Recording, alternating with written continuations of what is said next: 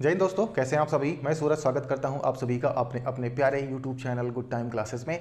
कैसे हैं आप सब। उम्मीद है आप सब बहुत अच्छे होंगे और आपकी पढ़ाई भी बहुत ही अच्छे तरीके से चल रही होगी। ठीक है, तो हम लोग कर रहे थे SSC GD में हम लोग प्रैक्टिस सेट स्टार्ट कर चुके हैं, जिसकी 2 प्रैक्टिस सेट हो चुकी हैं और बहुत ही अच्छे तरीके से आपने उनको देखा और बहुत ही अच्छा रिस्पॉन्स रहा। मतलब मैं ये कह सकता हूँ कि मेरे लिए क्या रहा आपने देखा वही बहुत अच्छी बात है, लेकिन आपने जब उसको किया होगा तो आपको जितना भी उसके पहले मैंने पढ़ाया है वो सारी चीज़ें आपको रिवाइज हो रही होंगी और आपको ऐसा लग रहा होगा कि जितना भी मैंने पढ़ाया है, ठीक है, मैंने आपको बताया कि मैंने आपको किस तरीके से पढ़ाया है। मैंने जो आपको पढ़ाया उसके बाद में मैंने प्रीवियस ईयर के क्वेश्चन भी कराए और अब तो सीधे सीधे पेपर उठा करके ही आपको मैं यहाँ पर करवा रहा हूँ। तो जब आप अपने पेपर को देख रहे हैं तो आपको यहाँ पर ये लग रहा होगा कि जितना भी मैंने आपको पढ़ाया है बिल्कुल वैसा ही आपका पेपर पिछले साल पूछा गया है और जो आने वाला पेपर है उसमें भी बिल्कुल ऐसा ही क्वेश्चन आपको देखने को मिलेगा। कुछ भी वहाँ पर एक्स्ट्रा, कुछ भी वहाँ पर अलग आपको देखने को नहीं मिलने वाला है। ठीक है, तो यानी कि ये जो प्रैक्टिस सेट की सीरीज़ अब हमने स्टार्ट करी है ये आपके पेपर के लिए बिल्कुल रामबाण है, तो इसको कभी भी मिस मत करना। ठीक है, मतलब ये समझ लो कि मेरा रिक्वेस्ट है आपसे, यदि आप वाकई में सिलेक्शन चाहते हैं, ठीक है, यदि आप वाकई में सिलेक्शन चाहते हैं तो इस क्लास को प्लीज़ मिस मत करिएगा। ठीक है, ये नहीं है कि आप देख लोगे, आपके देखने से मुझको क्या मिलेगा, व्यूज़ मिलते हैं। ठीक है, आप सभी जानते हैं कि इस व्यू से मुझे अभी कोई प्रॉफिट नहीं है, तो मैं आपको केवल पढ़ाना चाह रहा हूँ ताकि आपका जो सिलेक्शन है वो हो जाए बस, और मुझे कुछ नहीं चाहिए। हाँ, ये कहता हूँ कि हाँ आप लाइक कर दीजिएगा, वो थोड़ा सा मोटिवेशन मिलता है जब आप करते हो, मुझको भी थोड़ा अच्छा लगता है कि हाँ जिन्होंने देखा उनको मेरी चीज़ें पसंद आई, तो मुझे थोड़ा और कॉन्फिडेंस आता है। मैं कोशिश करता हूँ कि मैं और अच्छी चीज़ें आपके लिए लेकर के आऊँ, बस इतना ही है, बाकी और कुछ नहीं है। ठीक है, तो आप इसको ज़रूर देखिएगा, ये क्लासें आपके लिए बहुत अच्छी हैं, क्वेश्चन सारे बहुत अच्छे हैं, बहुत ज़्यादा फ़ायदा आपको मिलेगा। और ये बात आप तब जान पाओगे जब आप एग्ज़ाम के हाल में बैठोगे। ठीक है, और जब आप एग्ज़ाम दे रहे होगे उस समय जब आपको क्वेश्चन आपके सामने आएंगे तब आपको लगेगा कि हाँ ऐसा ही कुछ हम पढ़ करके आए हैं। ठीक है, तो चलिए फिर टाइम को वेस्ट नहीं करते हैं, शुरू करते हैं आज की क्लास को। आज के क्वेश्चंस बहुत अच्छे हैं।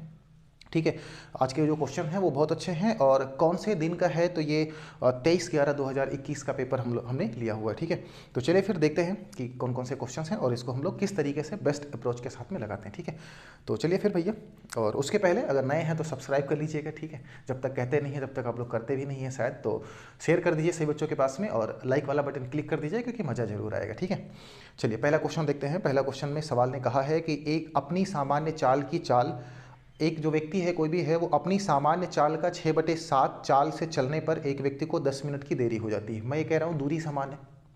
ठीक है, यहाँ पर जो दूरी है वो क्या है, समान है। अच्छा भैया, तो उसकी जो स्पीड है, उसकी जो स्पीड है, ठीक है, उसकी जो स्पीड है, अगर हम बात करें स्पीड में, तो सवाल ने क्या कहा, वो 6/7 की स्पीड से चलता है। मतलब अगर उसकी स्पीड पहले 7 रही होगी तो अब वो क्या करता है, अब वो 6 की स्पीड से चलता है। हम सभी जानते हैं कि अगर डिस्टेंस सेम है तो स्पीड का उल्टा टाइम होता है। मतलब उसको पहले अगर 6 मिनट लगते थे तो अब उसको कितना लगेगा, 7 मिनट लगेगा। क्या ये बात समझ में आ गई। ठीक है, यहाँ पर मिनट कह लो, सेकंड कह लो, घंटा कह लो, सब कुछ चीज़ें सेम है। क्यों, क्योंकि जो 6/7 दिया गया है, ये सवाल ने कहा ही नहीं कि वो किलोमीटर प्रति घंटा चाल है या मीटर प्रति सेकंड चाल है, क्या है, कुछ नहीं है।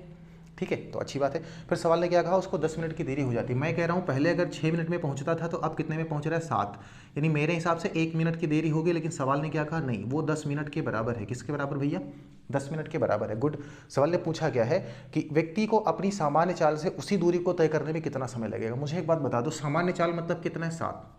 भाई 6 तो तब हुआ ना जब उसकी चाल कम हो गई। सामान्य चाल कितना था, 7 था, और अगर वो 7 की स्पीड से चलता तो उसको समय कितना लगता, 6 लगता। तो 1 बराबर अगर 10 है तो सोचो 6 बराबर किसके होगा, इसको अगर 10 से गुणा करा देंगे मेरे हिसाब से 60 मिनट आएगा। बोलो हाँ कि ना, 60 मिनट आएगा। कहाँ पर है, तो ऑप्शन सी में है, सी वाला सही। ठीक, जो सी वाला है वो क्या हो जाएगा, सही हो जाएगा। ठीक है, बढ़िया सवाल था कि नहीं था। ठीक है, बेस्ट अप्रोच मैं कह रहा हूँ ना कि आपको मैं बेस्ट अप्रोच दूंगा। सवाल को बिल्कुल सोचना कैसे है ये मैं आपको सिखा दूंगा बस। अब सबसे ये दुर्भाग्य कह सकते हैं अपना या मेरा कह सकते हैं कि मेरे पास उतना ज़्यादा समय नहीं रहा कि मैं आपको बहुत पहले से आपको बहुत अच्छे तरीके से पढ़ाऊँ। ठीक है, लेकिन जो आने वाली वैकेंसी है उत्तर प्रदेश पुलिस कांस्टेबल की जो आएगी 2023 में, उसके लिए जब मैं आपको मैथ पढ़ाऊंगा तो मैं ये गारंटी देता हूं कि उस मैथ को पढ़ने के बाद में आप कभी भी मैथ नहीं पढ़ोगे। अब इसका मतलब क्या है, आपको मैथ में इतने बेहतरीन तरीके से सिखा दूंगा कि शायद आपको फिर कभी पढ़ने की ज़रूरत नहीं पड़ेगी। कोई भी एग्जाम होगा आप यही कहोगे कि मैं रीजनिंग पढ़ लूँ, मैं हिंदी पढ़ लूँ, मैं जीके जीएस पढ़ लूँ, मैथ तो मेरा तैयार है। केवल एग्जाम के पहले मैं एक बार रिवीजन कर लूँगा जो भी आप अपना नोट्स बना करके रखे होंगे, फिर कभी पढ़ने की ज़रूरत नहीं पड़ेगी। इतने बेहतरीन तरीके से मैं आपको पढ़ाऊँगा। ठीक है, यहाँ पर तो हम ये कह सकते हैं कि हमने आपको बहुत ही लिमिटेड चीज़ें पढ़ाई हैं, जो आपके एग्जाम के लिए ठीक है, लेकिन जब कांस्टेबल के लिए मैं पढ़ाऊंगा तो मैं आपको वो सारी चीज़ें पढ़ाऊंगा, फिर वो चाहे कांस्टेबल के लिए हो, चाहे यूपीएसआई के लिए हो, किसी भी एग्जाम के लिए हो। अगर मैथ पूछा जाएगा, अरिथमेटिक आएगा तो आपका सिलेक्शन इसमें होगा, ठीक है। चलिए अगला सवाल देखते हैं। क्वेश्चन नंबर 2, सवाल ने क्या कहा है कि 16 सेंटीमीटर त्रिज्या और 36 सेंटीमीटर ऊंचाई वाले धातु के एक शंकु को पिघलाकर, एक शंकु है और उसकी जो ऊंचाई है वो 36 सेंटीमीटर है, उसकी जो त्रिज्या है 16 सेंटीमीटर, ठीक है। 4 सेंटीमीटर त्रिज्या के गोले बनाए जाते हैं। मुझे एक बात बता दो, किसी भी चीज़ को पिघला करके जब कोई नई चीज़ बनाई जाती है तो दोनों का जो वॉल्यूम होता है वो सेम होता है। मैं कह रहा हूँ कि जो गोले का वॉल्यूम है वो सेम होगा, ठीक है। सवाल ने कहा इस प्रकार के कितने गोले बनाए जा सकते हैं। मैं कह रहा हूँ कि यहाँ पर n गोले बनाए जा सकते हैं। कितने गोले बनाए जा सकते हैं? n गोले बनाए जा सकते हैं, ठीक है। तो मैं कह रहा हूँ n गोले बनाए जा सकते हैं और एक गोले का वॉल्यूम कितना होगा? तो गोले के वॉल्यूम का फॉर्मूला होता है 4/3 इंटू पाई आर क्यूब, ठीक है। और गोले की जो त्रिज्या है वो कितनी है? 4 है। तो मैं कह रहा हूँ 4 गुणे 4 मैं ऐसे लिख लूँ, क्योंकि पाई आर क्यूब होता है ना, आर 3 बार होगा, ठीक है। अच्छा, ये गोले का आयतन है, ये किसके बराबर होगा? ये शंकु के आयतन के बराबर होगा। क्यों? क्योंकि शंकु की हम लोग पिघला रहे हैं। अच्छा, तो शंकु के आयतन का फार्मूला क्या होता है? 1/3 पाई आर स्क्वायर एच होता है। तो आर कितना है? आर 16, तो 16 गुणे 16, एच कितना है? तो एच 36 है। एच कितना है? हाइट की अगर बात करें तो 36 है, ठीक है। यहाँ पर चीज़ों को देखते हैं क्या होगा। देखो भैया, 3 से 3 खत्म हो जाएगा, पाई से ये वाला पाई खत्म हो जाएगा, ठीक है। देखो 4 चौके 16, 4 चौके 16, 2 बार 16 यहाँ पर आ रहा है, तो इनसे ये खत्म हो जाएगा। सीधी सीधी बात है, एन की वैल्यू यहाँ पर हमको कितनी देखने को मिली? 36। तो मैं ये कह रहा हूँ कि वहाँ पर 36 गोले बनाए जा सकते हैं। अगर हम बात करें ऑप्शन की तो डी वाला सही, ठीक है। ठीक है भैया, कौन सा सही हमारा हो जाएगा? तो डी वाला सही हो जाएगा, ठीक है। आप लोग बहुत अच्छे तरीके से चल रहे हैं, कोई दिक्कत की बात नहीं है। ये आप मान करके चलो कि ये आपका बिल्कुल वही पेपर हो रहा है जो आप अभी इसको देने के लिए तैयार हो रहे हो और जाओगे, ठीक है। सवाल नंबर 3 पे चले।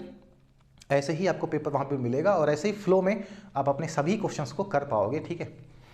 अगला सवाल क्वेश्चन नंबर 3, सवाल ने कहा है एक बैग में 441 रुपये की धनराशि को 50 पैसे, 25 पैसे और 20 पैसे के सिक्कों के रूप में रखा गया है। अब बात यहाँ पर क्या है? देखो मैं क्या चाह रहा हूँ, मैं ये चाह रहा हूँ कि आप केवल क्वेश्चंस को लगाओ मत, आप क्वेश्चन को समझो, उसको महसूस करो कि वो दरअसल क्या जानना चाहता है। बात समझ में आ रही है? और ये महसूस करना ही मतलब इसके पास भी फीलिंग होती है, ऐसा नहीं है। और उसी फीलिंग को मैं आपको महसूस कराना चाह रहा हूँ कि कैसे आप इसकी फीलिंग को फील कर पाओगे, ठीक है। तो सवाल ने क्या कहा? 50 पैसे, 25 पैसे और 20 पैसे के सिक्के हैं। मैं मान के चल रहा हूँ कि देखो यहाँ पर 50 पैसे के सिक्के हैं, ठीक है, कुछ सिक्के 25 पैसे के हैं और कुछ सिक्के हैं जो 20 पैसे के हैं। अच्छी बात है। फिर सवाल ने क्या कहा है? जिनका अनुपात 4:3:2 में है। मतलब भाई ये तो 50 पैसे का सिक्का है ना, लेकिन 50 पैसे के कुल कितने सिक्के हैं? तो सवाल ने कहा 4 सिक्के हैं 50-50 पैसे के और 3 सिक्के हैं 25 पैसे के और 2 सिक्के हैं 20 पैसे के। 2 सिक्के क्या हैं? 20 पैसे के हैं, लेकिन कुल कितने रुपए हैं? 441 रुपये। यहाँ पर एक सिंपल सी बात है, मैं आपको समझा दूँ कि देखो क्या है ना, अगर 50-50 पैसे के 4 सिक्के हैं तो कुल पैसा कितना बनेगा? तो मैं कह रहा हूँ 200 पैसा बनेगा। बोलो बनेगा कि नहीं बनेगा? ठीक है, ये महसूस करना है। इसको मैं आपको रटवा भी सकता था कि अगर ऐसा आता है तो ये लिखो, फिर ये लिखो, इनको गुणा करा लो, इनको भाग कर लो, आपका रिजल्ट आ जाएगा। नहीं, इनको महसूस करो कैसे लगता है, ठीक है। तो 50 के सिक्के थे, 50 पैसे के 4 सिक्के थे तो 200 पैसे हो जाएंगे, शाबाश। 25-25 पैसे के 3 सिक्के हैं तो यहाँ पर 75 पैसा हो जाएगा कुल। 20-20 पैसे के 2 सिक्के हैं तो यहाँ पर 40 पैसा हो जाएगा। बोलो होगा कि नहीं होगा? ये हमारे पास रुपए आ गए, ठीक है, यानी पैसों में है, बट इतना हमारे पास रुपया है। इनको जोड़ो तो कितना होगा? इनको जोड़ो, देखो कितना होगा। अगर इसको हम 60 मान लें तो 60-40-100 होगा और 200 में जोड़ेंगे कितना हो जाएगा? 3। लेकिन यहाँ पर 15 ज़्यादा है, तो कुल मिलाकर के ये कितना हो जाएगा? 315 पैसे हो जाएंगे। लेकिन सवाल ने क्या कहा? सवाल ने हमसे कहा है कि हमने आपको 441 रुपये दिए हैं, 315 पैसे हैं, ये 441 रुपये के बराबर हैं, लेकिन इनको हम क्या करते हैं? 100 से गुणा करा देते हैं। बोलो ठीक रहेगा? भाई 100 से गुणा कराने का मतलब ये हुआ कि इसको हमने पैसा बना लिया। बात समझ में आ गई? गुड। अब ये कितना हो जाएगा? 4, 4, 1 और 00, ठीक है।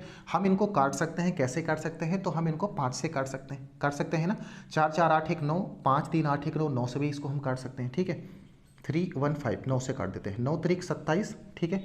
4 बचेगा 45 हो जाएगा, 9 5 45, तो ये कितना हो जाएगा? 9 चौके 36 तो नहीं जा सकता ना, तो 9 चौके 36 नहीं जाएगा, 9 3 27। अरे हम क्या करें? 9 5 45 नहीं जाएगा, ठीक है, 9 5 45 नहीं जाएगा, 9 चौके 36 जाएगा, 36 जाएगा, 8 बचेगा 81 हो जाएगा, 9 9 81 00, ये 7 से जाएगा, 7 5 35, ठीक है, 7 5 35, 7 7 49 00, 5 से काट दो तो 1, यहाँ पर कितना होगा? 14। यहाँ पर कितना होगा 14 हो जाएगा, ठीक है। एक 5 से 14 पंचे 70 और ये वाला जो जीरो था वो जीरो, तो एक यूनिट की वैल्यू कितनी आ गई 140, ठीक है। सवाल ने हमसे पूछा है 25 पैसे के सिक्कों की संख्या कितनी है।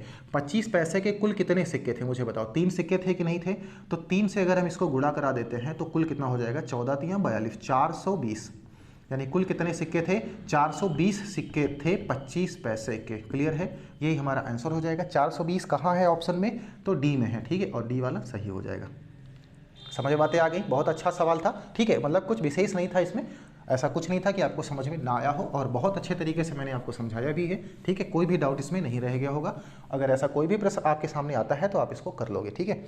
अगला सवाल देखते हैं, क्वेश्चन नंबर 4, और देखिए कि क्या अप्रोच रहेगी इस क्वेश्चन को करने की। सवाल ने कहा है कि एक दुकानदार ने पतलून पर 25% की छूट की घोषणा की। तो मैं ये कह रहा हूँ 25%, ठीक है। 25% का मतलब होता है 1/4, मतलब मैं ये कह सकता हूँ कि सर 4 रुपये की चीज़ को वो 3 पर दे रहा है। कितने पर दे रहा है, 3 रुपये पर दे रहा है, मतलब 1 रुपया वो छोड़ रहा है, ठीक है। अच्छा, आगे सवाल पढ़ लेते हैं। वह छूट के उमेश नाम का व्यक्ति है, वो दुकान में गया और वह छूट के रूप में रुपये 500 बचाना चाहता है। क्या बचाना चाहता है, 500 रुपये वो चाहता है कि मैं आज छूट पे बचा लूँ, मैं घर पे जाऊँगा, घर वालों से कहूँगा कि आज मैंने 500 रुपये की बचत करी। गुड, अब इसके लिए वो क्या करेगा, यदि प्रत्येक पतलून का मूल्य 250 रुपये है, यानी एक पतलून की जो कीमत है वो 250 रुपये है, लेकिन वो चाहता कितना है 500 रुपये बचाना चाहता है।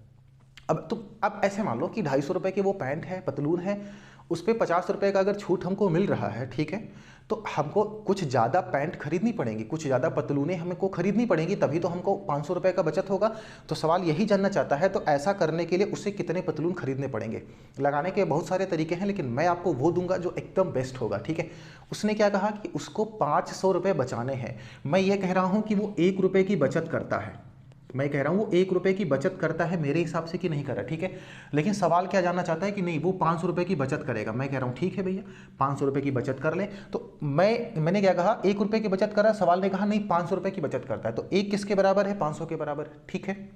अच्छा, अगर 1 बराबर है 500 के तो 4 किसके बराबर होगा, अगर इसको हम गुणा 500 से कराते हैं तो आप कहोगे सर 2000 के बराबर हो जाएगा। अच्छा, ये 2000 है क्या पता है, 2000 उसने मांगा था हमसे, 2000 हमसे उसने मांगा था, और हमने क्या किया 3 पछे 1500, यानी 1500 रुपये में हमने उसको खरीदा, तो हमको बचत कितने रुपए की होगी 500 रुपये की होगी। ये बात समझ में आ गई, गुड।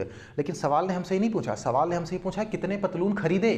तो अब यहाँ पर सिंपल सी बात यह है, हमने 2000 रुपये का सामान खरीदा कि नहीं खरीदा, बोलो हाँ, ठीक है। लेकिन एक पतलून की कीमत तो 250 रुपये है ना, तो 250 से क्या करने वाले हैं, इसको हम डिवाइड कर देंगे, ये जीरो कट जाएगा, 25 अट्ठे कितना होता है 200, तो हम कह सकते हैं सर 8 पतलून हमने खरीदे होंगे। हमने कुल कितना पतलून खरीदा होगा, तो 8 पतलून हमने खरीदे। ऑप्शन कहाँ पर है भैया, तो ए वाला है, ए वाला ऑप्शन क्या होगा सही हो जाएगा। बोलो इससे बढ़िया क्या कोई मेथड है आपके पास लगाने का, अगर होगा तो कमेंट करके हमको जरूर बताइएगा, ठीक है भैया, कमेंट करके हमको जरूर बताइएगा, अगर इससे भी आसान आप इसको कुछ बना सकते हैं तो, ठीक है। अगले सवाल पे चलते हैं, सवाल नंबर 5। पांचवें सवाल ने कहा है कि यदि 20 पुरुष मिलकर के किसी कार्य को 48 दिन में कर सकते हैं, ठीक है। देखो 20 पुरुष हैं, 20 पुरुष हैं, काम को 48 दिन में कर सकते हैं, ठीक है। तो सवाल ने क्या कहा है, तो इस कार्य को 40 दिन में पूरा करने के लिए कितने पुरुष की आवश्यकता होगी। 40 दिन में पूरा करना है, हम मान लेते हैं कि यहाँ पर n मेंबर चाहिए हमको, ठीक है। हल करते हैं तो देखो 20 एकम 20 दूना 40, 2 से इसको मार दो 24, तो 24n कितना आ गया 24 हमारा आंसर हो जाएगा। ऑप्शन कहाँ पर है, तो डी पर है, यानी 24 व्यक्ति हमको चाहिए उस काम को 40 दिन में पूरा करने के लिए। बहुत शानदार, ठीक है, गुड। अगले सवाल पे चलें, कितने अच्छे अच्छे सवाल मिल रहे हैं आपको, ठीक है। एक भी सवाल मैंने खुद से नहीं लिया है ना, एक भी ऑप्शन मैंने खुद से सेट किया हुआ है, ठीक है। हाँ, ये है कि टाइप मैंने खुद से किया है, बट ये आपके बिल्कुल प्रीवियस ईयर का पेपर है, ठीक है। तो अगला सवाल क्वेश्चन नंबर 6 क्या कह रहा है, 92 किलोमीटर प्रति घंटा की एक समान चाल से चल रही 180 मीटर लंबी एक ट्रेन उसी दिशा में, यानी दिशा सेम है, ठीक है, मैं जिधर जा रहा हूँ वो भी उधर ही जा रहा है, गुड। उसी दिशा में 74 किलोमीटर प्रति घंटा की एक समान चाल से चल रही दूसरी ट्रेन को 60 सेकंड में पार करती है दूसरी ट्रेन की लंबाई। हम सभी जानते हैं, क्या जानते हैं कि अगर 2 ट्रेनें एक ही दिशा में चलती हैं तो एक ट्रेन जो धीरे चल रही होती है उसको तेज चलने वाली ट्रेन पार कर लेती है, लेकिन जब पार करती है तो दोनों की लंबाई को वो पार कर रही होती है, गुड, ठीक है। तो मैंने इस सिचुएशन में हमेशा आपको बताया है कि जो धीरे ट्रेन चल रही है उसको हम कहेंगे भैया तू रुक जा, क्योंकि मुझे पता है कि तेरी स्पीड कम है और मैं तुझसे आगे निकल जाऊंगा, एक काम कर तू रुक जा, ठीक है, और मैं अपनी स्पीड को उतना कम कर लूँगा जितनी तेरी स्पीड है। तो देखो मेरी स्पीड कितनी है, मेरी स्पीड है 92 किलोमीटर प्रति घंटा, और उसकी स्पीड कितनी है, तो मैं कह रहा हूँ उसकी स्पीड है 74, ठीक है। घटा दो 92 से 74 घटा दो, 12 में से 4 जाएगा 8, और 8 में से 7 जाएगा 1, ठीक है। अब मेरी स्पीड कितनी होगी 18 किलोमीटर पर आवर। लेकिन बात यहाँ पर क्या है, बात यह है कि ट्रेन की लंबाई 180 मीटर है और टाइम हमको सेकंड में दिया गया है। तो इसको हम लोग क्या करते हैं, इसको हम लोग मीटर पर सेकंड में कन्वर्ट करते हैं, ठीक है। ये 5/18 कट जाएगा तो ये हमारा आ जाएगा 5 मीटर पर सेकंड। ये हो गई ट्रेन की स्पीड, ठीक है। ये ट्रेन की स्पीड है। इस स्पीड से वो 60 सेकंड में उसको पार करती है। तो मैं कह रहा हूँ उसने दूरी कितना तय किया, तो 5 गुणे 36 नहीं 36 नहीं भैया, 5 गुणे 60, क्योंकि 60 सेकंड में उसने कवर किया ना, उस ट्रेन को उसने पार किया।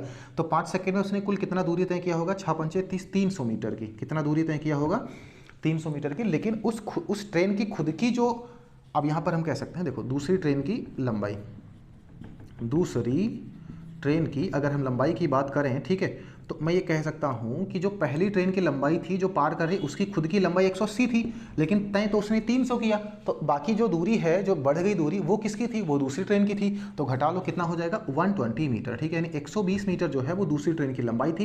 यही हमारा आंसर हो जाएगा। अगर हम बात करें ऑप्शन की, तो ए में हमको दिख रहा है ए वाला सही हो जाएगा, ठीक है। जो ए वाला ऑप्शन है वो हमारा क्या हो जाएगा भैया, सही हो जाएगा। क्लियर है, बहुत शानदार। अगले सवाल पे चलते हैं और देखते हैं कि आप इसको कैसे करोगे। और ये वाला सवाल क्वेश्चन नंबर जो 7 है, इसको मैं आपको प्रीवियस ईयर में करवा चुका हूँ, इसके पहले जब मैं आपको पढ़ा रहा था, ठीक है। लेकिन फिर भी यहाँ पर कर लेते हैं, देखते हैं कैसे लगाएंगे। सवाल ने कहा है 1625 रुपये की राशि पर 2 अलग अलग स्रोतों से 5 वर्षों में प्राप्त साधारण ब्याजों के बीच में 32.50 रुपये का अंतर है। उनकी ब्याज दरों के बीच में अंतर कितना होगा, ठीक हो। इस सवाल में उनकी ब्याज दरों के बीच का अंतर ही हम निकाल सकते हैं। ब्याज दर एक्चुअल में कितना है वो बात नहीं बता पाएंगे। कैसे लगाएंगे देखते हैं। हम क्या मानते हैं, हमने माना कि जो पैसा था वो 100 रुपये था, ठीक है। और 100 किसके बराबर है, 100 ही बराबर है 1625 के। तो हम कह सकते हैं सर 1 यूनिट किसके बराबर होगा, तो मैं कह रहा हूँ कि 16.25 के बराबर होगा, ठीक है। ठीक है ना, गुड। अच्छा, मैं ये भी मान के चल रहा हूँ कि जो एक जगह पर उन्होंने पैसा दिया वो R1 रेट पे था, जो दूसरी जगह पर उन्होंने पैसा दिया वो R2 रेट पे था, ठीक है। तो जो इनका पहला ब्याज बनेगा, यानी SI1 सिंपल इंटरेस्ट 1 और सिंपल इंटरेस्ट 2, पहला वाला ब्याज बनेगा RT, तो R1 हो जाएगा, ठीक है। यानी 5R1 हो जाएगा और ये कितना हो जाएगा 5R2 हो जाएगा। और इनके बीच का जो अंतर है, इन दोनों के ब्याज के बीच का जो अंतर है वो 32.5 है। कितना है 32.5। तो मैं कह रहा हूँ यही तो हो जाएगा 32.5। बोलो हाँ कि ना, ठीक है सर जी। 5 को यहाँ से बाहर निकालो, यहाँ पर हो जाएगा R1 माइनस का R2 और ये हमारे पास हो जाएगा 32.50। तो R1 माइनस का जो R2 है वो कितना हो जाएगा 32.50 और बटे में 5, ठीक है। ये जो 5 है ये 5 यूनिट है, ये 5 क्या है, यूनिट है, ठीक है। अब 5 यूनिट है, एक की वैल्यू कितनी है 16.25, 5 की वैल्यू कितनी होगी, 5 को 16.25 से गुणा करा दो, ठीक है। ऊपर भी 2 अंक के बाद में दशमलव है, नीचे भी है दशमलव खत्म हो जाएंगे। बोलो हाँ कि ना। तो ऊपर हमारे पास कितना बचेगा 3250 और नीचे हमारे पास बचेगा 5 और उसके बाद में कितना हो जाएगा 1625, ठीक है। इनको हम क्या करते हैं, काटते हैं। कैसे, देखो 1625 दुन्ना कितना हो जाएगा 3250, ये 1 में चला जाएगा, ये 2 में चला जाएगा। तो हमारे पास कितना बचेगा 2/5। इनको हल कर लो, 5 0 में चला जाएगा, 2 0 दशमलव 20 हो जाएगा, ठीक है। तो 5 चौके कितना होगा 20। तो हम कह सकते हैं 0.4% का जो अंतर है वो उनके ब्याज के बीच में है। यानी मैं ये कह सकता हूँ कि R1 माइनस R2 अगर हमको मिलेगा तो 0.4%, ठीक है। और ये हमारा क्या हो जाएगा, आंसर हो जाएगा। अगर हम बात करें ऑप्शन की तो डी वाला हमारा बिल्कुल सही जवाब हो जाएगा। और ये बहुत ज़बरदस्त क्वेश्चन है, ये बिल्कुल आप याद कर लीजिएगा। इसको 2-3 बार लगाइएगा ताकि आप गलती ना करो, ठीक है। थोड़ा सा कॉम्प्लिकेटेड यहाँ पर ये चीज़ हो जाती है कि ये आपको यहाँ पर करना पड़ेगा, ठीक है। और अगर फिर भी आपको ये चीज़ें समझ में नहीं आती हैं तो पीछे क्लासें पड़ी हुई हैं, ठीक है। किसकी क्लास, तो साधारण ब्याज की सिंपल इंटरेस्ट की क्लास है, आप जा करके देख लीजिएगा। छोटी छोटी क्लासें हैं, ज़्यादा समय नहीं लगेगा, 1 घंटे में 2-3 क्लास आप ख़त्म कर सकते हो स्पीड बढ़ा करके। तो जो चीज़ें हैं वो आपको और अच्छे तरीके से समझ में आ जाएंगी, ठीक है। और इसके बाद में क्वेश्चन नंबर 8 सवाल आप देखिए, ठीक है। और तब तक के लिए हम थोड़ा सा काम कर लेते हैं। आपका वाला सवाल को आप पढ़िए, ठीक है। 1 सेकेंड बस वेट आपको करना है। और सवाल बहुत अच्छा है, ठीक है। तब तक जब तक मैं इंक डालूंगा तब तक शायद आपका जो क्वेश्चन है वो लग जाएगा, ठीक है भैया। बहुत अच्छा सवाल देखिए, सवाल ने क्या कहा है। तो सवाल नंबर 8 कह रहा है कि एक वस्तु के अंकित मूल्य पर 30% की छूट देने के बाद उसको 455 रुपये में बेचा जाता है। वस्तु का अंकित मूल्य क्या होगा। देखो क्या है, 30% की छूट दी गई और 455 में बेचा गया। मैं कह रहा हूँ 30% की छूट दी गई मतलब 70 रुपये में बेचा गया और 70 किसके बराबर है 455 के बराबर है, ठीक है। 70 किसके बराबर है तो 455 के बराबर है। इनको हम हल कर लेते हैं। तो भाई हमको 100 की वैल्यू चाहिए ना, सवाल ने क्या कहा अंकित मूल्य कितना 100 की वैल्यू चाहिए, 7 से इसको भाग कर दो। तो ये 10 आएगा, 7 पचे 35, 7 छाक 42, 3 बचेगा, 100 तो पचे 35, 65, 10 की वैल्यू 65, तो 100 की वैल्यू कितनी होगी, मैं कह रहा हूँ 650 हो जाएगा। तो जो अंकित मूल्य होगा वो कितना हो जाएगा, 650 रुपये हो जाएगा। कहाँ पर है, तो ऑप्शन ए में है, ए वाला सही हो जाएगा। ठीक है भैया, जो अंकित मूल्य है हमारा वो कितना हो जाएगा, 650। बस आपको एग्जाम में यही स्पीड रखनी है और ऐसे ही लगाना है, तो सारे क्वेश्चन आपके हल होंगे। ठीक है, अगले सवाल पे चलें। क्वेश्चन नंबर 9, ये ज्योमेट्री का क्वेश्चन है। ठीक है, एडवांस मैथ। सवाल ने कहा है कि यदि एक त्रिभुज की भुजाएं 8 सेंटीमीटर, 8 सेंटीमीटर और 12 सेंटीमीटर हैं। ठीक है, 3 भुजाएं हैं, 3 भुजाएं हैं। एक भुजा ए है 8 सेंटीमीटर, ठीक है, एक भुजा बी है वो भी 8 सेंटीमीटर है, और एक भुजा सी है और वो कितनी है, 12 सेंटीमीटर। ठीक है, सवाल ने कहा है त्रिभुज का क्षेत्रफल कितना होगा। ठीक है, बहुत ही सिंपल है, इसमें हम कुछ नहीं कर सकते, ना कोई ट्रिक लगा सकते हैं, बट इसकी कैलकुलेशन को कैसे इजी करके हम इसको बहुत अच्छे तरीके से लगा सकते हैं वो हमको समझना है।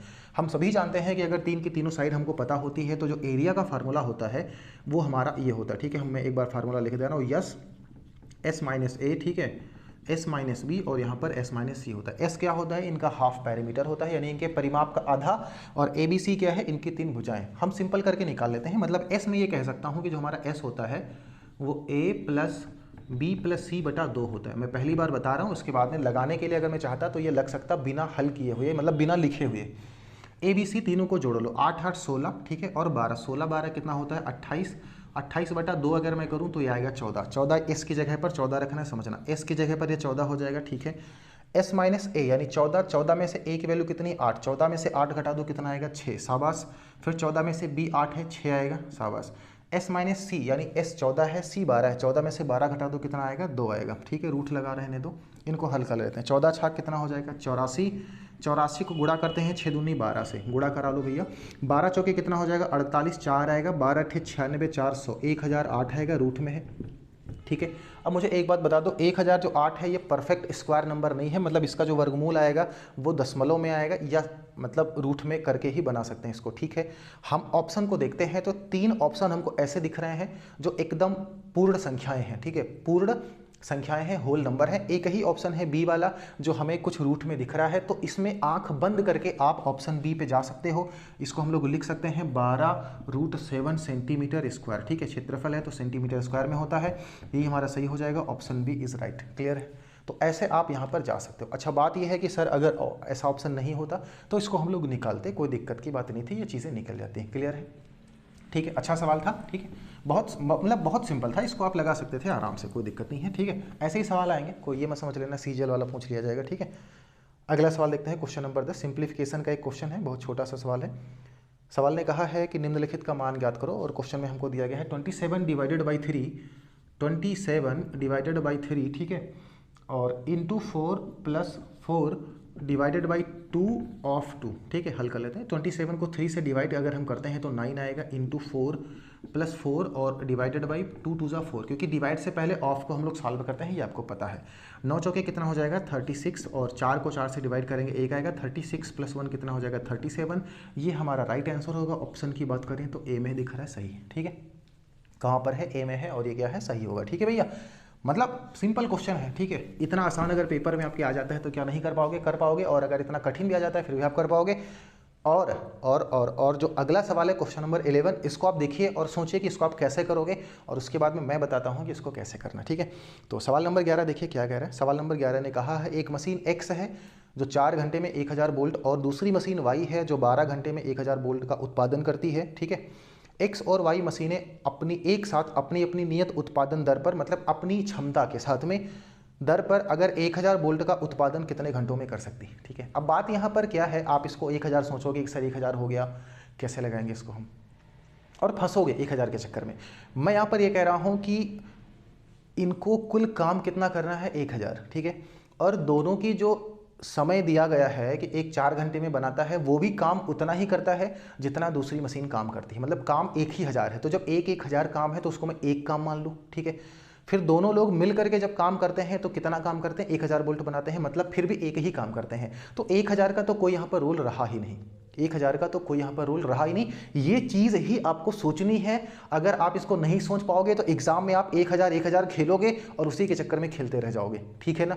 कैसे लगाएंगे आप समझते हैं। मैं ये मान के चल रहा हूँ कि यहाँ पर जो ये x है और यहाँ पर जो y है, x 4 दिन में खत्म कर सकता है और जो y है वो 12 दिन में किसी भी काम को खत्म कर सकता है। बोलो ठीक है, शाबाश।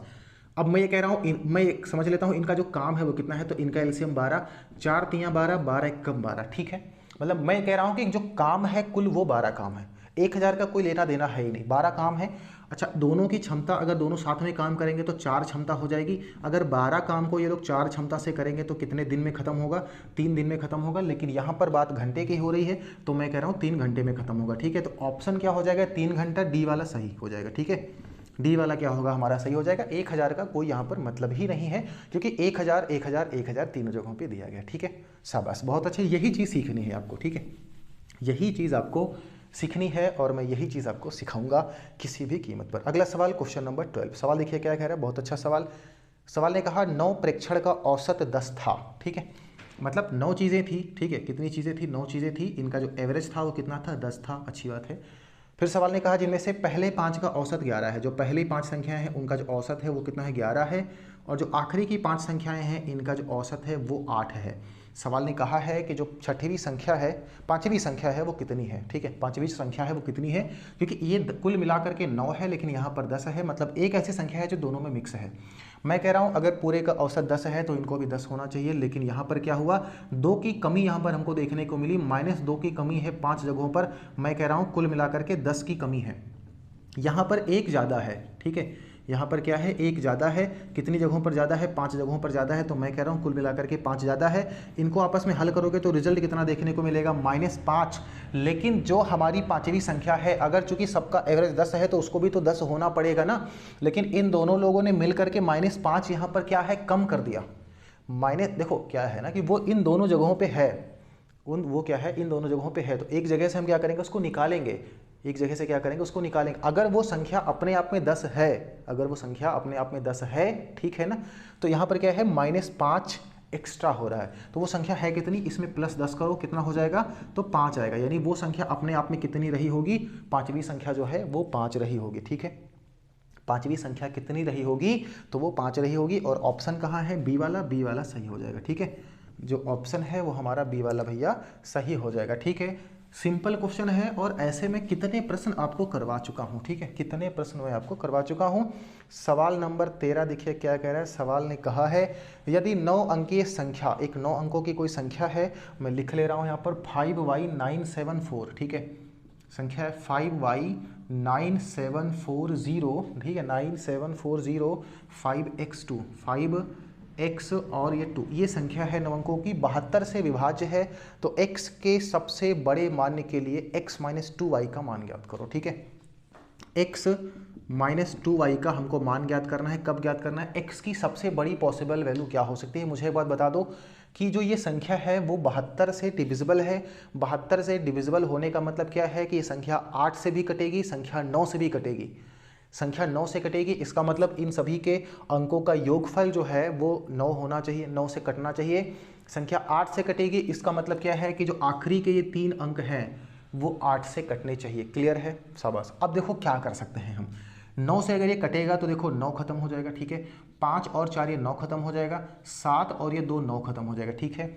हमारे पास यहाँ पर बच रहा है 5, यानी y और x को मिला करके और उसमें फिर 5 को मिलाएं तो कुछ ऐसा आए जो 9 का मल्टीपल हो, यानी 9 से वो कटे। पहली कंडीशन। दूसरी कंडीशन ये, 5 और 2 के बीच में कुछ ऐसा रखना है ताकि जो ये पूरी संख्या है वो 8 से कटे। तो मैं कह रहा हूँ कि x, चूंकि सवाल ने कहा x का सबसे बड़ा मान होना चाहिए, ठीक है, x का सबसे बड़ा मान होना चाहिए। देखो y को अगर हम 0 ले लेते हैं, y को अगर हम 0 ले लेते हैं ना, समझ में आया ना, y को अगर हम 0 ले लेते हैं तो 5 और 0 5 हो जाएगा, यानी इसको कम से कम 4 होना चाहिए, तभी तो 9 9 से कटेगा। लेकिन सवाल ने क्या कहा, सबसे बड़ा मान, इसको तो और भी कुछ लिया जा सकता है, यानी ये 5 है तो इसको और क्या लिया जा सकता है, सबसे बड़ा मान 9 हो सकता है x की जगह पर, इससे बड़ा कुछ नहीं हो सकता।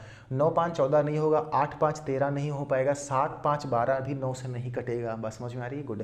तो कैसे करेंगे समझो, लेकिन हमको एक चीज़ तो और देखनी है ना कि ये तीनों संख्या मिलकर के 8 से भी कटे।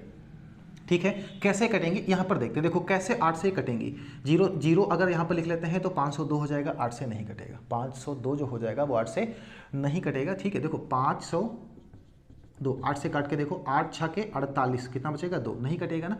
512 8 से कट जाएगा, जो 512 है वो क्या होगा 8 से कट जाएगा, ठीक है। 512 के बाद में 520, ठीक है।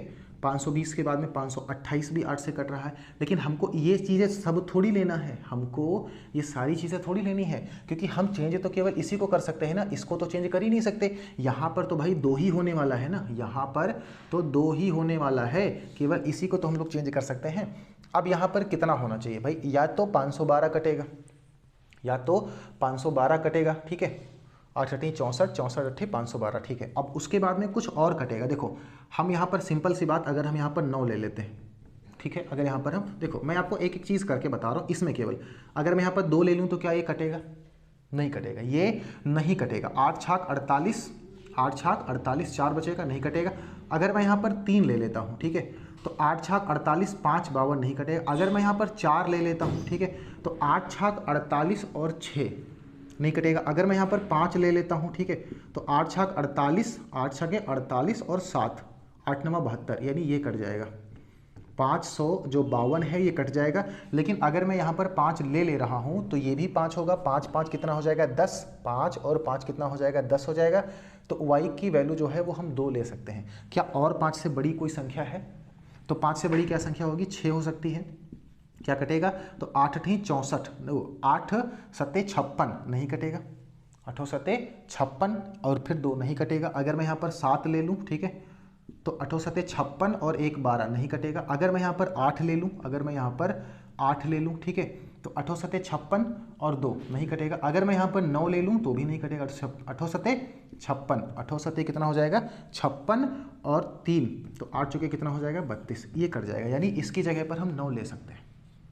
इसकी जगह पर हम कितना ले सकते हैं, 9 ले सकते हैं। तो x हो गया 9 और ये हो गया 5 14, तो 9 5 कितना हो गया 14। y अब कितना होना चाहिए, तो y होना चाहिए 4, यानी x की वैल्यू 9 होगी -2 और y की वैल्यू कितनी होगी 4। तो 9 माइनस का 2 चौके 8, कितना बचेगा 1 बचेगा। यही हमारा क्या हो जाएगा, आंसर हो जाएगा। यानी 1 हमारा आंसर हो जाएगा। कहाँ पर है, तो ए में है, ठीक है। अब ये मत कहना सर इस छोटे से सवाल को लगाने में आपने इतना टाइम क्यों खपा दिया। बात ये है कि ऐसा सवाल पहली बार मिला मुझको, ठीक है। तो ये चीज़ें क्या है, ऐसे ही होती हैं। मैं अगर चाहता तो मैं आपको सीधे सबसे पहले 9 पे लेकर चलता और 9 पे ही चीज़ें वेरीफाई हो जाती और 9 पे ही हम क्या करते, इसको लगा लेते। तो ये सारी चीज़ें आप नहीं समझ पाते। हमारे पास कितनी पॉसिबल वैल्यूज़ हो सकती हैं उन सबको हमें देखना पड़ेगा, ठीक है। इस तरीके के सवाल CGL में भी पूछे जाते हैं, लेकिन इसको थोड़ा सा कॉम्प्लिकेटेड बना करके फिर वहाँ पर हमको दिया जाता है, ठीक है। तो चीज़ें अच्छी थी, अच्छा सवाल था ये। इसको मतलब एकदम सिंपल मत समझना, सवाल बहुत अच्छा था ये, ठीक है। अगले सवाल पे चलते हैं। क्वेश्चन नंबर 14 देखिए, सवाल ने कहा है कि किसी धनराशि पर साधारण ब्याज की दर से 3 वर्षों में प्राप्त मिश्रधन 650 है और 4 वर्षों में प्राप्त मिश्रधन 754 है। मैं ये कह रहा हूँ कि 3 वर्षों में 650 हमको मिलता है, ठीक है, और 4 वर्षों में हमको मिलता है 754। तो चूंकि साधारण ब्याज है तो इससे ये ज़्यादा जो हुआ ये क्या होगा, ये ब्याज रहा होगा। ये क्या रहा होगा, ब्याज रहा होगा। तो ब्याज कितना हमको ज़्यादा मिला है, मैं कह रहा हूँ 104 रुपये। 7 बाई 4, 5 से 5 गया 0, 7 से 6, 104 रुपये ब्याज मिला 1 साल का। लेकिन ये 3 साल के बाद में इतना हुआ है, ठीक है। मैं कह रहा हूँ अगर हम 3 साल का ब्याज देखें तो 104 यहाँ कितना हो जाएगा 312, यानी 3 साल में 312 रुपये ब्याज होता है। लेकिन 3 साल में जो पैसा हमारा हो जाता है वो कितना हो जाता है 650 रुपये। तो मैं कह रहा हूँ 650 में से अगर 312 रुपये हमारा ब्याज है, 10 में से 2 जाएगा 8, 4 में से 1 जाएगा 3 और 6 में से 3 जाएगा 3, तो 338 रुपये फिर क्या है। अगर 3 साल में हमको 312 रुपये ब्याज मिल करके जो पैसा है कुल वो 650 हो जाता है, तो ब्याज अगर 312 रुपये है तो ये जो 338 एक्स्ट्रा है वो क्या है, यही हमारा मूलधन है। ये हमारा क्या है भैया, यही हमारा मूलधन है, यानी कि यही वो धनराशि है। और ऑप्शन सवाल ने हमसे पूछा भी था धनराशि याद करो, 338 कहाँ पर है, तो ऑप्शन बी में है और ये हमारा सही आंसर है, ठीक है। ऑप्शन बी हमारा सही आंसर। और मैं बता दूं 14 नंबर क्वेश्चन का जो ऑप्शन जिसने भी सेट किया है बड़ा लाजवाब ऑप्शन सेट किया। इतने 8 उसने दे दिए कि लड़का सही आंसर लेने के बाद भी गलत टिक करके चला है, क्योंकि एग्जाम में प्रेशर थोड़ा सा ज़्यादा होता है। बट आपको क्या करना है, प्रेशर बिल्कुल भी नहीं लेना है, ठीक है। अगला क्वेश्चन, क्वेश्चन नंबर 15, एकदम ज़बरदस्त सवाल, ठीक है। सवाल ने क्या कहा है, देखिए सवाल ने कहा है एक कंपनी में 75% कुशल श्रमिक हैं, शेष अकुशल श्रमिक हैं। मैं मान के चल रहा हूँ 75% का मतलब 75% और फिर उसके बाद में क्या होगा 25, ठीक है, कितना हो जाएगा 25 हो जाएगा। इसको मैं 1 जीरो और बढ़ा लेता हूँ, इसको मैं 1 जीरो और बढ़ा लेता हूँ, कोई दिक्कत की बात नहीं है, अनुपात में हम बढ़ा भी सकते हैं और घटा भी सकते हैं, ठीक है, हमको वरदान है। कुशल और अकुशल श्रमिक है, ये क्या है, ये कुशल श्रमिक है और ये क्या है अकुशल श्रमिक है, एक के, ठीक है, अकुशल, ठीक है, समझना चीज़ों को बस। फिर सवाल ने क्या कहा है कि 84% कुशल श्रमिक और 28% अकुशल श्रमिक अस्थायी हैं, यदि अस्थायी श्रमिकों की संख्या 150 है। देखो श्रमिकों की संख्या हमको कौन सी दी गई है, अस्थायी की, तो मैं ये कह रहा हूं कि अगर 84% श्रमिक कुशल हैं तो भाई कुशल श्रमिक भी अपने आप में 100% होगा। इसमें से अगर 84% कुशल हैं, ठीक है, 84% कुशल हैं जो कि अस्थायी हैं, तो यहाँ पर अस्थायी कितने होंगे, तो हम कह सकते हैं सर 16%। 16% होंगे कि नहीं होंगे, ठीक है। तो अगर मैं ये कहूँ कि 750 कुशल श्रमिक हैं जिसमें से जो 16% हैं ये अस्थायी हैं, ये क्या हैं, ये अस्थायी श्रमिक हैं। बात समझ में आ रही है ना, शाबाश।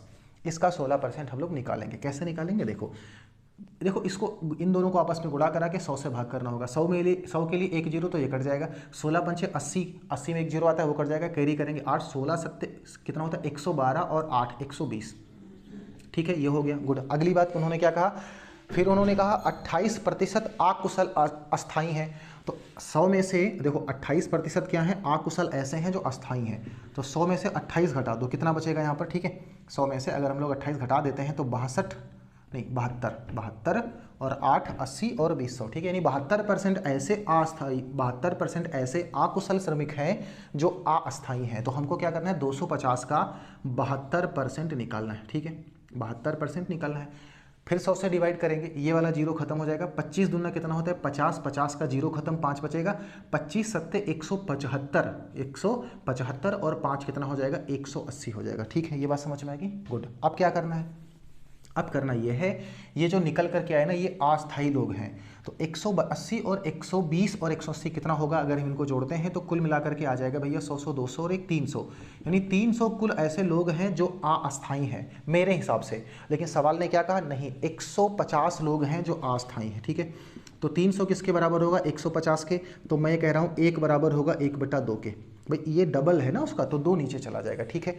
सवाल ने कहा कंपनी में कुल कितने श्रमिक हैं, मैंने क्या माना था 750 और 250, कुल मिलाकर के कितने 1000 श्रमिक हैं। तो 1000 की वैल्यू अगर हम लोग निकालते हैं तो कितना आएगा, 1000 से 1/2 को गुणा करा दो, और दुनिया का कोई भी बच्चा बता सकता है सर 1000 का आधा 500 होता है, यानी वहाँ पर कुल कितने लोग रहे होंगे 500, और ऑप्शन ए हमारा सही होगा। कौन सा ऑप्शन हमारा सही होगा भैया, तो जो ए वाला है वो हमारा ऑप्शन जो हो जाएगा वो सही हो जाएगा। चीज़ें क्लियर हैं, शानदार, बिल्कुल ज़बरदस्त, एकदम मस्त तरीके से, ठीक है, सारे क्वेश्चंस बहुत अच्छे हैं। अगला सवाल देखें भैया, क्वेश्चन नंबर 16। क्या क्या है सवाल ने कहा है ए, बी और सी की वर्तमान आयु का औसत 60 वर्ष है तथा बी और सी की वर्तमान आयु का औसत 50 वर्ष है, ए की वर्तमान आयु कितनी है। देखो भैया क्या है, 3 लोग हैं पहले ए बी सी, ठीक है, 3 लोग हैं, 60 वर्ष है तो कुल कितना हो जाएगा 180 वर्ष।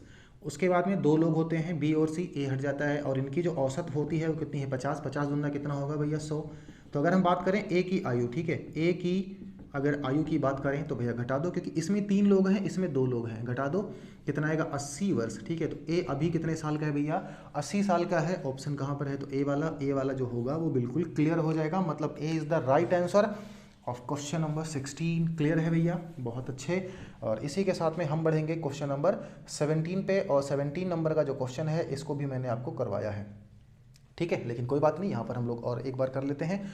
तो सवाल ने कहा है कि अरुण ने ₹7,000 की धनराशि को 10% वार्षिक साधारण ब्याज पर 2 वर्षों के लिए निवेश किया, और भारत ने एक निश्चित राशि को 8% वार्षिक साधारण ब्याज दर पर 5 वर्षों के लिए निवेश किया। यदि अरुण को प्राप्त मिश्र धन भारत को प्राप्त मिश्र धन के बराबर है तो भारत के द्वारा निवेशित धनराशि कितनी थी, ठीक है, बस इतनी सी बात है। मैं ये मान करके चल रहा हूँ कि जो अरुण है, अरुण ने तो 7,000 रुपये निवेश किया, अच्छी बात है, लेकिन जो भारत है, भारत ने 100 रुपया निवेश किया होगा, ऐसा हम लोग मान सकते हैं ना, ठीक है। अब देखो क्या कैसे लगेगा भाई, भारत ने 100 रुपया निवेश किया होगा, ये हमने माना, क्लियर है। अच्छा, और उसके बाद में क्या होगा, 100 रुपये उन्होंने जब निवेश किया, 100 रुपये पर उन्होंने क्या किया 8% वार्षिक ब्याज की दर से 5 वर्षों के लिए निवेश किया। तो 8 के हिसाब से 5 वर्षों के लिए निवेश किया, तो 8 पंजे कितना हो जाएगा 40 हो जाएगा, ये 100 हम ले लेते हैं ऐसे, तो 8 पंचे 40, मतलब 40 रुपये ब्याज बनेगा, 100 रुपये इन्होंने निवेश किया, तो इनका जो मिश्र धन हो जाएगा वो कितना हो जाएगा 140 रुपये। ये बात समझ में आ गई, गुड। इनका जो मिश्र धन है वो है किसके बराबर, तो आरूढ़ के बराबर है। अब आरूढ़ का मिश्र धन कितना होगा, तो आरूढ़ का मिश्र धन कितना होगा, देखो 7,000 रुपये जो उन्होंने लगाए वो तो है मूलधन उनके, ठीक है। फिर इसका जो ब्याज हमको मिलेगा, ब्याज कितना मिलेगा, तो मैं कह रहा हूँ 7,000 रुपये ये, और इसका 10% की दर से उनको ब्याज मिल रहा है। कितने साल के लिए उन्होंने लगाया, तो 2 साल के लिए उन्होंने निवेश करा था, ठीक है। बटे में कितना करेंगे, 100 ब्याज निकाल रहे हैं, ठीक है। ये खत्म हो जाएगा हमारा, क्लियर है। 70 दुना कितना होता है 140, तो यानी ये कितना हो जाएगा, देखो 7,000 और प्लस का 70 दुना कितना होता है 140 और ये 0 1400, कुल कितना हो जाएगा, तो 8400 रुपये, ठीक है। और इनका 140 रुपये, लेकिन 140 किसके बराबर है, 8400 के बराबर है। ये कैसे बराबर है, तो देखो 0 से 0 कट जाएगा, 14 छाक कितना होगा 84, यानी एक की वैल्यू कितनी हो जाएगी 60 रुपये हो जाएगी।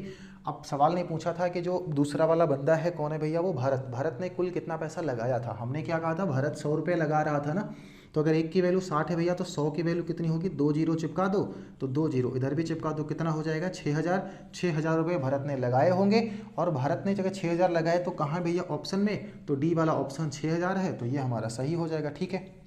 बोलो सही हो जाएगा ना, बहुत शानदार, ठीक है। मतलब एकदम बेसिक से सवाल हैं, बस आपको थोड़ा सा समझना है और थोड़ा सा कॉपी पेन उठाना है, थोड़ा सा मेहनत करना है।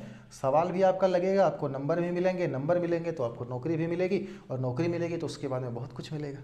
सवाल नंबर 18, सवाल ने क्या कहा है कि कोई व्यक्ति किसी वस्तु को निश्चित मूल्य पर बेचकर 15% का लाभ कमाता है, यदि वह इसे 2 गुने मूल्य पर बेचता है तो उसका लाभ प्रतिशत बताओ। मैं ये कह रहा हूँ कि अगर 100 रुपये की चीज़ थी और उसको 15% का लाभ मिलता है तो उसने 115 पर बेचा होगा, ठीक है। फिर सवाल ने क्या कहा, अगर वो इसको इसके 2 गुने कीमत पर बेचता है, मतलब 230 रुपये पर बेचता है, लेकिन खरीदा तो उसने अभी भी 100 का होगा। अब उसका प्रॉफिट कितना है, तो 230 में से 100 घटा दो, 130 रुपये का उसको प्रॉफिट है, तो हम कह सकते हैं कि 130% का उसको प्रॉफिट होगा। क्यों, क्योंकि 100 रुपये पर ही उसको अभी भी प्रॉफिट हो रहा है। और ऑप्शन कहाँ पर है, तो बी वाला है, बी वाला इस क्लियर हो जाएगा, ठीक है भैया।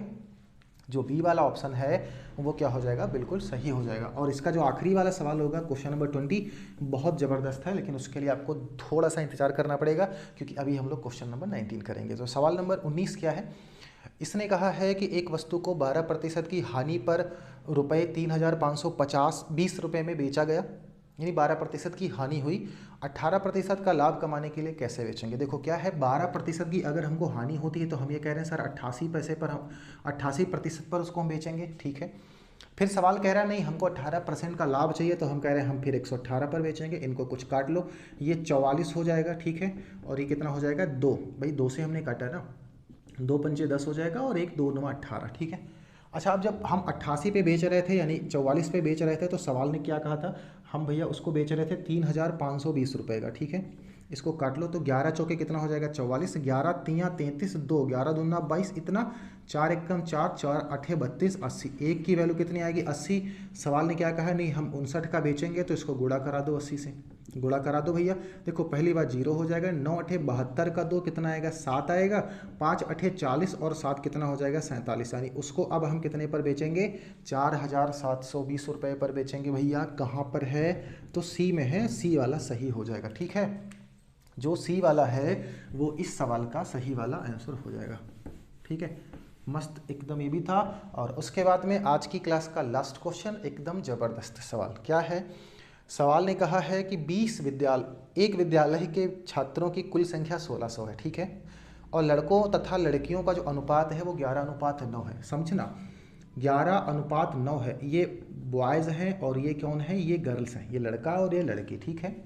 सवाल ने क्या कहा, कुल 1600 हैं, तो मेरे हिसाब से कुल कितने हैं 20 हैं, और ये 20 किसके बराबर है, ये 20 बराबर है 1600 के, तो एक किसके बराबर हो जाएगा, तो 20 ये ऐसे खत्म हो जाएगा, 2 8 16 80 के बराबर हो जाएगा, ठीक है। शाबाश। आगे क्या कहा, उन्होंने कहा कि इस अनुपात को 4:3 करने के लिए विद्यालय में कितने और लड़कों को प्रवेश देना चाहिए। बात को समझना, इसको क्या करना है 4:3 करना है, और इसके लिए विद्यालय में केवल लड़कों को प्रवेश देना है, लड़कियों को प्रवेश नहीं देना है। तो मुझे एक बात ये बता दो, अगर लड़कियों को प्रवेश देना ही नहीं है तो लड़कियां इसके पहले कुल कितनी थी, 9 थी, तो अब 3 कैसे हो गई? ये तो गलत बात है, अभी भी कितना होना चाहिए? 9 होना चाहिए। तो इनको 9 बनाते हैं, कैसे बनाएंगे सर? 3 से गुणा करेंगे, अनुपात ना बिगड़े इसलिए 3 से इनको भी गुणा करेंगे।